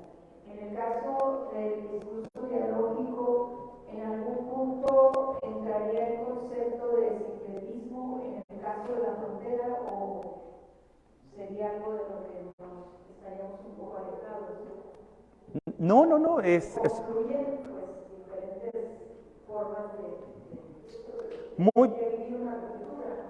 Sin duda, lo decíamos en la sesión anterior, ayer, que hay ventajas y desventajas de vivir en la frontera. Una de las ventajas es que es muy evidente para nosotros los discursos hegemónicos. Es muy evidente el discurso del centro, porque estamos muy alejados, o sea, es muy fácil identificarlos. Para los que están en el centro, para ellos es difícil ver los discursos marginales, los discursos segregados, porque ellos forman parte del territorio de poder, digamos, hegemónico. Pero cuando más nos acercamos a la frontera, los sincretismos se vuelven más profundos. Entonces, evaluar en este caso las herencias culturales de las personas es más difícil porque los límites, las barreras que hay entre unos y otros son muy débiles, muy sutiles, y entonces necesitamos un ojo más detallado y un oído más detallado. Voy a poner el ejemplo juarense, mientras que en Texcoco, en el Estado de México, es muy fácil escuchar y saber este es texcocano, sus tonos. En cambio en Juárez cuesta mucho trabajo saber el tono juarense, porque hay gente de Durango, hay gente de Chihuahua capital, de Ciudad de México, o sea, hay un montón de tonos ahí en el mismo salón. sí al final tenemos cierto matiz y lo alcanza uno con el paso de los años distinguir a un juarense que nace en Juárez a un juarense que ha llegado ahí, pero cuesta mucho trabajo, tan solo por poner la cuestión fonética, pero lo mismo pasa con sus herencias culturales. Empiezan a tener tal sincretismo que es muy difícil entender las relaciones que se dan, hay que poner mucha atención. Entonces, en esos casos, sin duda, son casos extremos, donde el sujeto, el profesor que ahí se enfrenta, tiene un reto mayor. Tiene un reto mayor porque está en un grupo lleno de subalternidades. Entonces, frente a eso, necesita ver que los límites son muy frágiles, son muy sutiles y que hay una relación de comunicación entre los diferentes elementos profunda y contemplarlo en su planeación. Ahorita vamos hacia allá un poquillo. Entonces, sí, pero digamos para aterrizarlo. Cuando nos damos a la frontera de los lenguajes, el sincretismo también da referencia de un diálogo, de una relación dialógica profunda. Es decir, entre más estamos en el centro, pensemos en un político, en alguien que toma las decisiones. Prácticamente su discurso va a ser totalmente monológico toda la vida, porque está desde la imposición. Pero si nos vamos a Juárez y nos encontramos en esta hibridez donde cada uno carga un morral diferente, unos tonos diferentes, ese tipo de discursos de esos sujetos están mediados por más cultura, y eso hace que sean más dialógicos, que sean menos imposición, porque no tienen algo que imponer, están en constante diálogo por los sincretismos que llevan. Entonces sí lo podemos ver de esa manera, que en las fronteras los discursos son más dialógicos porque no hay una norma. Vamos hacia el final del texto. Dice, sobre su cabello sintió que caían gruesas gotas como de lágrimas. Lloras, Ignacio. Lo hace llorar usted el recuerdo de su madre, ¿verdad? Pero nunca hizo usted nada por ella. Nos pagó siempre mal. Parece que en lugar de cariño le hubiéramos retacado el cuerpo de maldad. Y ya ve, ahora lo han herido. ¿Qué pasó con sus amigos? Los mataron a todos, pero ellos no tenían a nadie. Ellos bien hubieran podido decir, no tenemos a quien darle nuestra lástima. Pero usted, Ignacio, allí estaba ya el pueblo. Vio brillar los tejados bajo la luz de la luna, tuvo la impresión de que lo aplastaba el peso de su hijo, al sentir que las corvas se le doblaban en el último esfuerzo. Al llegar al primer tejabán, se recostó sobre el pretil de la acera y soltó el cuerpo, flojo, como si lo hubieran descoyuntado. Destrabó difícilmente los dedos con que su hijo habían venido sosteniéndose de su cuello, y al quedar libre oyó cómo por todos lados, por todas partes, ladraban los perros. Y tú no los oías, Ignacio, dijo. No me ayudaste ni siquiera con esta esperanza. Repito. Sobre su cabello sintió que caían gruesas gotas como de lágrimas. Lloras, Ignacio. Lo hace llorar usted el recuerdo de su madre, ¿verdad? Pero nunca hizo usted nada por ella. Nos pagó siempre mal. Parece que en lugar de cariño le hubiéramos retacado el cuerpo de maldad. Y ya ve, ahora lo han herido. ¿Qué pasó con sus amigos? Lo mataron a todos, pero ellos no tenían a nadie. Ellos bien hubieran podido decir, no tenemos a quien darle nuestra lástima. Pero usted, Ignacio, allí estaba ya el pueblo. Vio brillar los tejados bajo la luz de la luna. Tuvo la impresión de que lo aplastaba el peso de su hijo al sentir que las corvas se le doblaban en el último esfuerzo. Al llegar al primer tejabán, se recostó sobre el pretil de la acera y soltó el cuerpo, flojo, como si lo hubieran descoyuntado. Destrabó difícilmente los dedos con que su hijo había venido sosteniéndose de su cuello, y al quedar libre, oyó cómo por todas partes ladraban los perros. Y tú no los oías, Ignacio, dijo. No me ayudaste ni siquiera con esta esperanza. Bien, nos vamos a la última pregunta, que es, ¿por qué el padre de Ignacio se castiga tanto? ¿Por qué? ¿Por qué ha pasado tanto tiempo, ha cargado tanto? ¿Por qué siguió hasta el último momento? ¿Por qué se castigó tanto? Sí, como ya queda poco tiempo y quiero llegar a esa sesión, nos vamos así rápido, a bote pronto, nos vamos a la discusión final. A ver, compañeros. Allá el compañero y usted, y todos. Aquí el compañero. Bueno, yo considero que el padre lleva a este joven herido por el recuerdo que tiene de su madre, de la esposa que tanto quería, por el cariño que se da o la crianza que se da a los pueblos de la familia, del respeto por la vida. Entonces él lo hace con la intención de cumplir una promesa que le hizo a su esposa en su momento de cuidar del hijo hasta el último momento. El hecho de que el hijo ya muerto o que está herido es una culpa que él siente también, está cumpliendo el no haberlo criado de una forma adecuada durante su infancia o durante el momento en que empezó a descarriarse. Por eso él cumple esta parte forzado por su persona, porque él tenía que cumplir esa parte para él estar tranquilo también, no por cumplirse al hijo, sino para cumplirse al mismo. Híjole, increíble.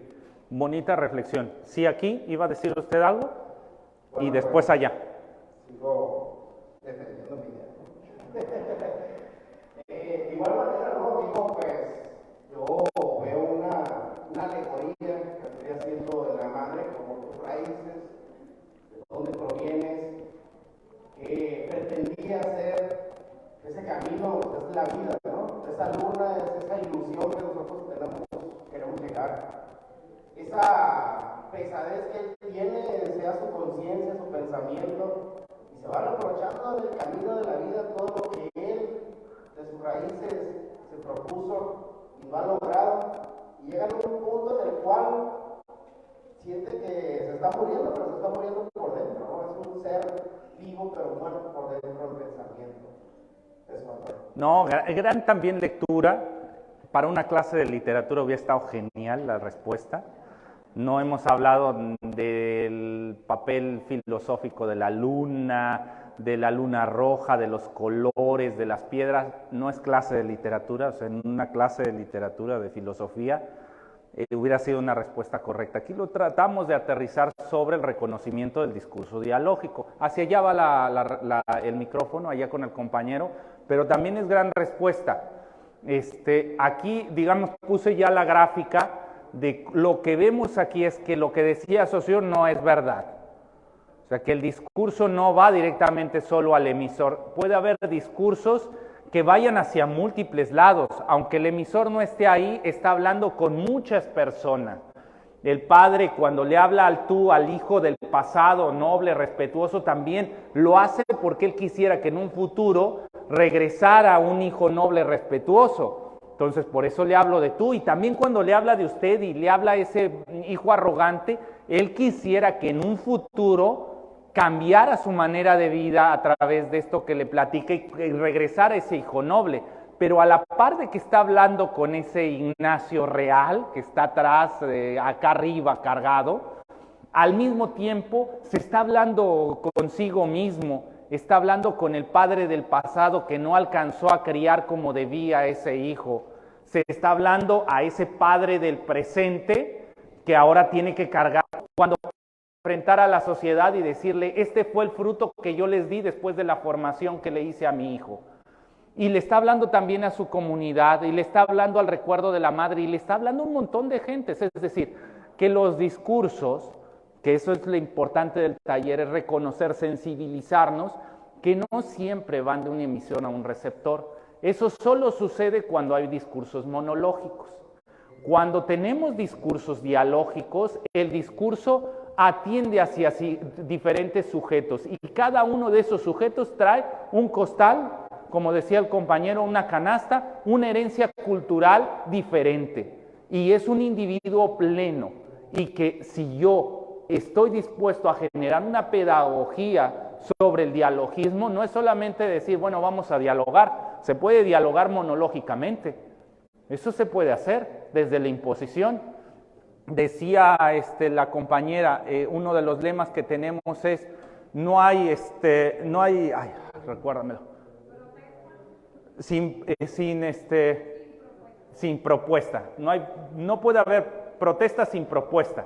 Pues lo que está tratando de decir la compañera es que debe de hacerse sobre un diálogo dialógico, pero hay que tener mucho cuidado, porque si uno llega sin el análisis personal de la herencia cultural, o sea, la propuesta se puede generar en una imposición, y entonces lo que hacemos solo coordinamos la voz única de una persona que está tratando de imponer una verdad absoluta, porque no tuvimos el tiempo de una discusión, de un debate dialógico. Lo que tuvimos es el acuerdo de que vamos a seguir al líder, porque el líder dice que es por acá, y hasta ahí llegamos. Eso no es diálogo dialógico, es un diálogo monológico que logró imponerse gracias a un acuerdo. Lo que está proponiendo la nueva escuela mexicana es que los sujetos no tienen por qué perder su herencia cultural. Debe de generarse un debate y un espacio para que se reconozca el sujeto, reconozca la herencia que tiene, reconozca la herencia de los otros, y ahora sí, inicia la propuesta, y la propuesta tomada en comunidad. Entonces es algo complejo. O sea, tampoco hay que decir a Luis Miguel, ya no está, se fue a la sesión de allá, decía, esto no es sencillo. No, ahí está el compañero, perdón. Decía ayer, esto no es sencillo. O sea, el que diga esto es una receta de paso 1, paso 2, paso 3, está engañando. O sea, esto es un cambio de manera de entender el mundo. Y es una decisión personal. O sea, yo aquí van a decir es una cuestión ideológica. Claro, todo es ideología, pero yo no puedo obligarlos. Es una toma de conciencia. Una conciencia social, una conciencia crítica, una conciencia de clase, vinculado con lo cultural, mediado por la cultura, sin duda. Y después de que tomo esa conciencia, implica otros desarrollos. ¿Es difícil? Sí, sí es difícil. Más porque los medios, otra vez que vivimos, nos han quitado algo que es fundamental para arrancar esto, y es el oído. Si yo no tengo un oído dialógico, yo no voy a poder percibir los diálogos que son dialógicos de los monológicos. Y lo que estamos en este momento, estamos sordos. Estamos sordos, y lo más que logramos escuchar son los gritos monológicos de la gente que tiene más voz, que nos impone las cosas. Entonces, eso lleva hasta donde nos ha llevado. Ahora, si queremos un modelo diferente, necesitamos recuperar algo que en otros momentos se tenía, en otros momentos históricos, que es la sensibilidad de un oído dialógico. Y para eso hay que hacer ejercicios. No es tan sencillo recuperar el escucha, salir de esa sordera monológica, implica que el sujeto tiene que ejercitar el oído. Y para eso el discurso es fundamental. Estar haciendo reflexiones constantes de cómo se estructuran los discursos, cómo se utiliza el lenguaje. Entonces, si vamos también a otro punto, ayer me decía la compañera, y la cuestión del lenguaje, de literatura, de habilidades lectoras, la nueva escuela mexicana piensa algo, sin duda. O sea, la Estrategia Nacional de Lectura gira hacia acá. Me lo criticaron en algún momento, yo no había dicho eso de que aquí en sinceridad, cuando sacaron esto de que leer por placer era un acto capitalista, yo no lo había señalado, y cuando escuchaba la frase digo, bueno, no, tiene algo ahí, o sea, no sé quién la diseñó, habría que reflexionarse, pero el punto es que la nueva escuela mexicana no ve el hecho de lectura exclusivamente desde lo estético, ni el proceso de educación exclusivamente desde lo estético. Entiende que la educación no solamente es para entretener o para pasar el rato o para guarderías de personas, ni para formación de un capital humano con unas habilidades básicas aptas para el sistema. No. Está en juego algo superior, que es la formación de un ciudadano, diría Boaventura, demodiverso. Y eso solo se hace si el ciudadano llega a desarrollar un oído dialógico para entender este tipo de relaciones, porque solo comprendiéndolas, pudiendo identificar todos los elementos que están, es cuando ve claro cada uno de estos elementos. El padre del pasado tiene una identidad, y logro identificar que es humilde, que viene de una zona rural, que tiene estos valores, que ama a su esposa o que amaba a su esposa, que ama a su hijo, que en la comunidad se desarrollaba de esta manera, que probablemente si exageramos, seguimos por ahí, debió de comer muy bien para llegar a esa edad y poder aguantar ese peso durante esa montaña.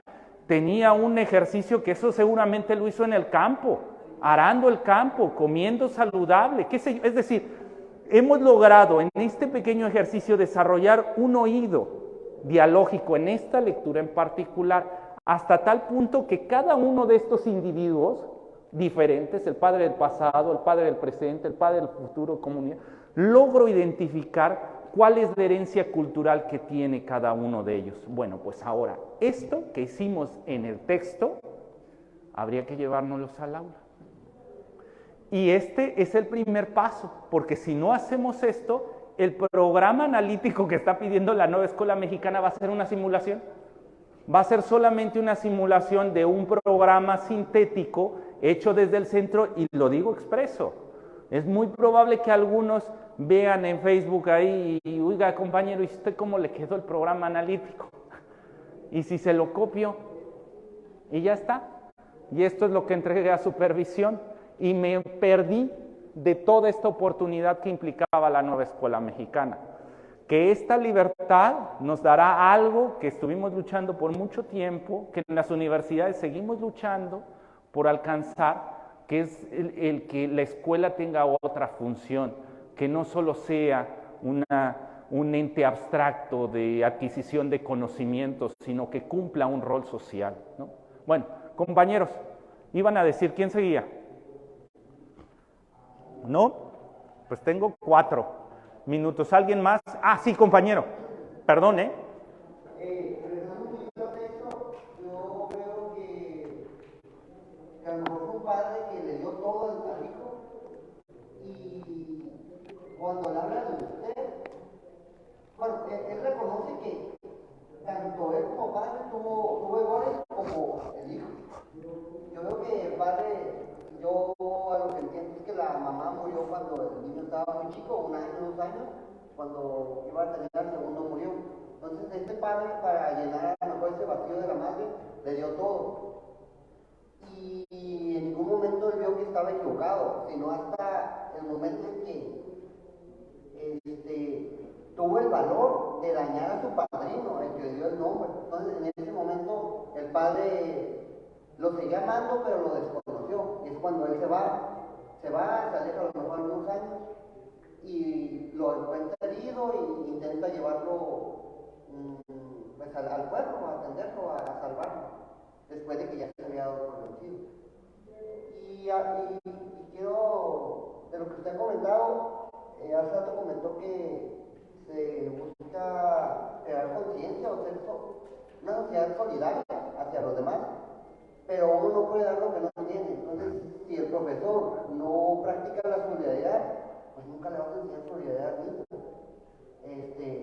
Y de cierta manera, cada quien tiene una individualidad, ¿no? Pero para los niños, yo soy maestro de primaria, el profesor es un ente muy importante en sus vidas. Entonces, si ve que el profesor no practica lo que le está diciendo, pues este profe, pues voy a imitar a mi profesor. Entonces te va a imitar lo negativo, lo que no es solidario, lo individualista, o el que yo quiero participar y pues me calla. No, ya se acabó el tiempo por tu patrón, porque tengo una planeación acá y ya se me acabaron los 20 minutos que puse ahí. Entonces, es hacer una introspección hacia ti mismo y ver de qué manera vas a llevarla al grupo. Bueno, pues no lo pude decir mejor, Ahora, no lo podía decir mejor. Antes de cerrar, y cierra usted, compañero, usted cierra el taller, va a quedar un ejercicio y que va vinculado, por eso quise agarrarme de lo que dice el compañero. No podemos iniciar, y esto lo he trabajado con la secretaría, aunque a veces no me hagan caso. Es decir, es que vamos a hacer el programa analítico, sí. ¿Y cómo? No, pues hay que hacer consejos técnicos donde se les enseñe así a operar, ¿no? Necesitamos hacer ese análisis de autorreflexión. Por eso en este taller propongo que hagamos la siguiente dinámica. Bueno, aquí colocaba, ahorita cierra, compañero, no pierda la idea de que es muy importante tomar en cuenta estos 4 obstáculos que trabajamos aquí. La presentación está en el Classroom, ya la subí en la mañana, ahí está. Entonces, los obstáculos para identificar el discurso dialógico y para reconocer la forma de pensar, ser, estar y nombrar del mundo de los otros son: necesitamos tiempo, necesitamos compromiso, necesitamos identificar las dinámicas de poder y control, la herencia cultural de los sujetos, y necesitamos un oído dialógico. Entonces, esto es lo que necesitamos para poder iniciar. ¿Cuál va a ser la tarea que vamos a tener ayer para seguir avanzando? Vamos a generar un mapa mental sobre un hecho de autorreflexión de mi contexto, de mi herencia cultural. Hagamos un mapa mental que forma parte justo del primer paso de lo que habíamos hablado del programa analítico. Hagamos un análisis del contexto socioeducativo de la escuela, es decir, hagamos este mapa mental donde analicemos, hagamos una reflexión de lo que estábamos diciendo, de los cruzamientos culturales que hay al interior de mi persona, al interior de mí y de los demás, ¿no? Entonces, en esto que hemos discutido hoy, hagan un mapa mental. ¿Cómo lo vamos a compartir? Lo habíamos pensado, créense una cuenta en alguna red social, como por ejemplo Twitter, ahí lo colocan, publíquenlo, pongan su nombre propio, la comunidad a la que pertenecen, la escuela, y después utilicen hashtag, arrobas que puedan vincularlo como red. Pueden utilizar el mío, es Marx Arriaga, yo los vinculo con la red que tengo, o pueden utilizar hashtag como el de Caravana Durango Nueva Escuela Mexicana, pueden poner aquí Caravana Ensenada o Baja California Nueva Escuela Mexicana, y ahí vamos viendo, no desde la imposición, sino desde el diálogo. Entonces ahí vayan buscando cómo ir compartiendo esto y enseñando a otros. Entonces eso va a quedar como ejercicio. Ahora sí, compañero, usted cierra. Bueno, mi nombre es Enrique, soy maestro de educación física y quiero empezarles ante todos, me ha encantado la charla de maestros, sin ser algo más, y reafirmar y contentísimo de que, pues, no sé, acabo de entender o quiero entender y profundizar más en la importancia del diálogo con los niños, cómo llegar a su interior de los niños, que los comprendan y lo más importante, que los entendamos. ¿Sí? Allí yo siento que los niños tratan de entenderlos, pero muchas veces nosotros somos los que no los entendemos. Y entonces lograr esa comunicación, ese es el mensaje al final de cuentas que siento que tenemos que hacer con nuestros niños. Y no nomás dejarlo allí, también con nuestros compañeros, con la comunidad, y yendo más allá con la familia. Entonces, pues, gracias por esta enseñanza. Esto es lo que más quiero.